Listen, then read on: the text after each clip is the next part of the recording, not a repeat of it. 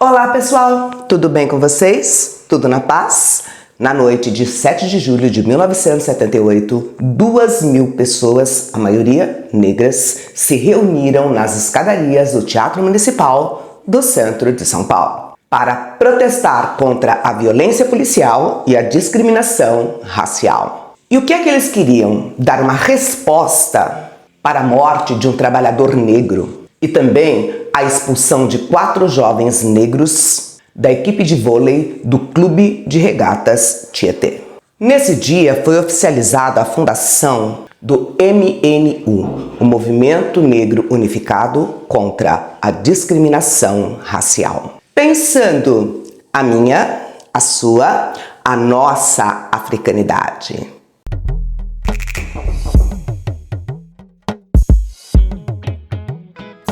Robson e Sueli se conheceram numa festa de casamento. Eles tinham pouca intimidade, beijos e abraços em público naquele tempo não era muito bem visto. Mas conversa vai, conversa vem, os dois se viram algumas vezes, se juntaram e se casaram. Apesar de estarem casados, eles moravam em casas diferentes. O Robson trabalhava com o pai dele no Ipiranga, na Zona Sul, e dormia por lá. A Sueli morava em Guaianazes. E aí, no final de semana, o Robson ia do Ipiranga até Guaianazes para ver a mulher e o filho Rogério.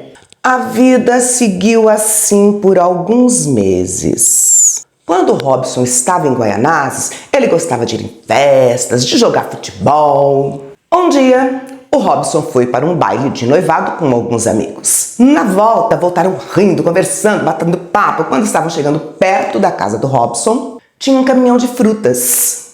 E eles pegaram ali algumas caixas de frutas. Laranja, abacaxi, mexerica e saíram comendo e rindo festivamente. Dias depois, o fato foi denunciado, o que motivou uma busca policial. Paulo Sérgio Moreira Gomes tinha acabado de fazer 14 aninhos. Era um menino de classe média. E os pais dele trabalhavam muito. Ele morava no bairro do Limão, na Zona Norte. Estudava na escola estadual Paulo Setúbal. E ele gostava muito de vôlei. E aí surgiu uma oportunidade única. Treinar no Clube de Regatas Tietê. Mas ele não era sócio. E aí foi convidado para jogar como atleta amador. E começou uma rotina forte de treinos. Mas a diretoria do clube não aceitou que Paulo e mais 3 amigos seus, todos negros, frequentassem as dependências sociais do clube. Eles diziam ao treinador: se os negros começarem a frequentar as dependências sociais do clube, os sócios vão rasgar os seus títulos. O treinador chamou todo o time para uma conversa e expôs a situação. Eles vão dispensar os atletas negros. Meus lindinhos e minhas lindinhas, a história só veio a público porque os treinadores ficaram revoltados com a posição da diretoria do clube e botaram a sujeira no ventilador.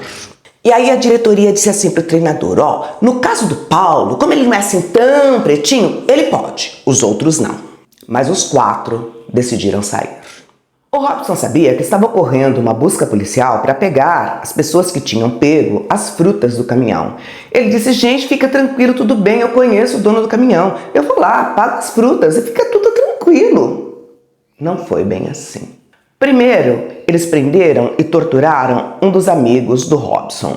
Depois, levaram a esposa grávida e algemada para a delegacia de polícia. E aí, no dia 29 de abril, eles encontraram Robson. Tiraram ele do ônibus e levaram ele para o 44º Distrito Policial de Guaianazes. Ele foi levado de pau de arara. Recebeu chutes, pontapés e socos. Foi torturado por horas. Os gritos dele eram ouvidos de longe.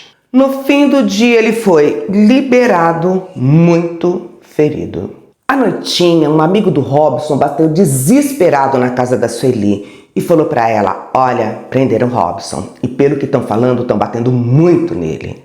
Ela saiu desesperada procurando ele por todos os hospitais.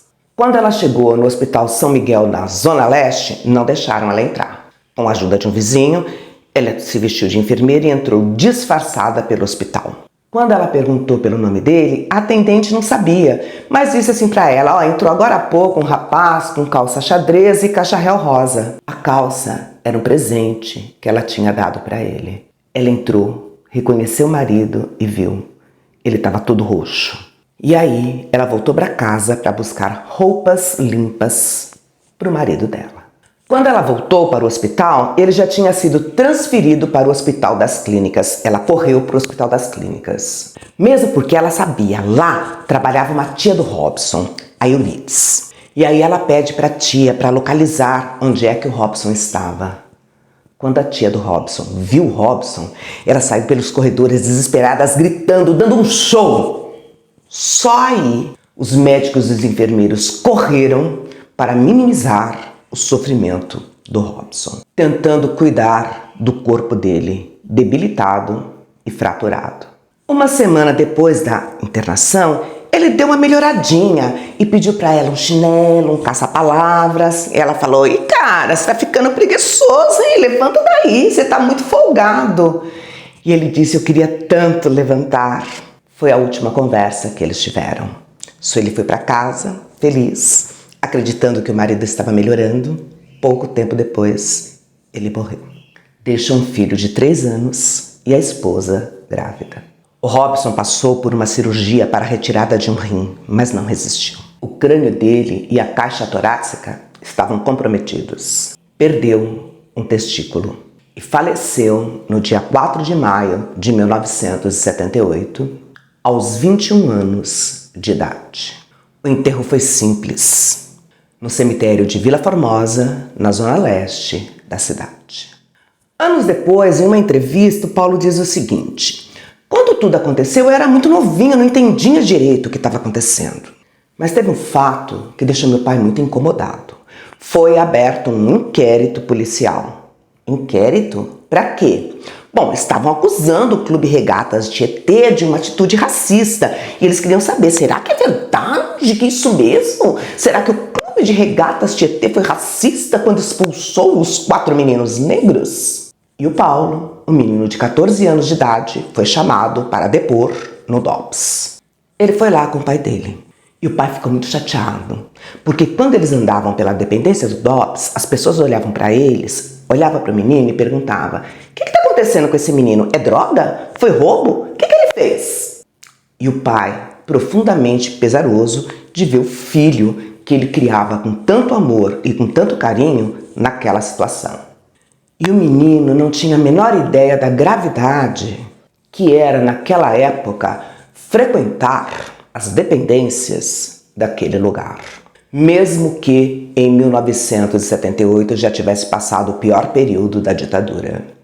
Meus amores e minhas amoras, o regime militar negava que existia discriminação racial no país. Acusava a militância de semear o ódio, de estar importando ideias norte-americanas.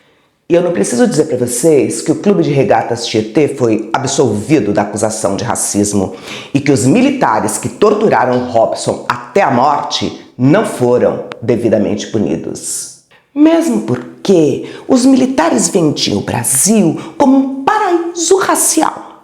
Brancos, negros e índios tinham dado origem a uma nacionalidade mestiça e pacífica.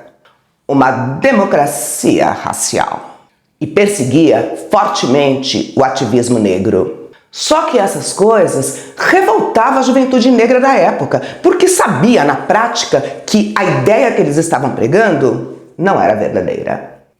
E aí as entidades se reuniram para protestar contra esta situação.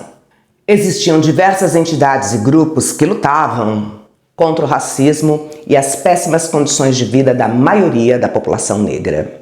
Quando a manifestação estava sendo preparada, na semana em que seria realizado o ato, foi preso e morto pela polícia militar, no bairro da Lapa, o operário Newton Lourenço.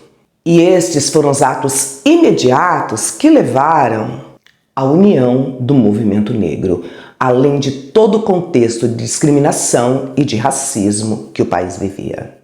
Eles fizeram uma grande discussão para levantar os pontos mais importantes, os mais urgentes. A violência policial, o racismo nos meios de comunicação e no mercado de trabalho, o salário menor pago ao trabalhador negro quando comparado ao do trabalhador branco. Várias questões foram indicadas. Gente, o movimento negro, ele juntou setores de esquerda, de centro, de direita, uma galera muito grande. E aí o MNU foi criado e decidiram fazer um ato público. Tinha que ser uma coisa grandiosa, porque tinham que enfrentar a ditadura militar que pegava pesado. E aí a decisão de fazer um ato nas escadarias do Teatro Municipal de São Paulo. Sem contar que eles articularam setores da imprensa, tanto nacional quanto internacional. E a manifestação, ela estourou nos jornais e nas rádios do mundo todo. Foi um processo importante na luta dos negros e negras aqui do nosso país. Diversas pessoas falaram e fizeram seus discursos e foi lida uma carta aberta a toda a população. Gente, imagina, Teatro Municipal de São Paulo ao fundo, as escadarias, 2.000 pessoas juntas lendo uma carta aberta. É muita emoção. Eu fico até arrepiada só de pensar. Contra o racismo. Hoje estamos na rua numa campanha de denúncia. Campanha contra a discriminação racial, contra a opressão policial, contra o desemprego, o subemprego e a marginalização. Estamos nas ruas para denunciar as péssimas condições de vida da comunidade negra. Hoje é um dia histórico. Um novo dia começa a surgir para o negro. Casos como estes são rotina em nosso país, que se diz democrático. Contra a discriminação racial, contra a opressão policial, pela ampliação do movimento, por uma autêntica democracia racial. Meus amores e minhas amoras, as palavras de ordem daquele período ainda estão presentes nas nossas lutas. Mas a gente não pode esquecer das nossas conquistas e não podemos deixar que elas sejam ameaçadas. E o mais importante, não esquecermos das lutas que ainda devem ser travadas, como o fim do genocídio da juventude negra e o fim do feminicídio das mulheres de uma forma geral e da mulher negra em particular. O amor é um ato revolucionário, mas a luta pelos nossos direitos ela é necessária para que o amor possa florescer. Gratidão por você ter assistido meu vídeo até esse momento. Se você gostou, não esqueça de curtir e de compartilhar com seus amigos. Se cuide. Cuide daqueles que você ama. Um grande beijo e até o nosso próximo vídeo. Tchauzinho!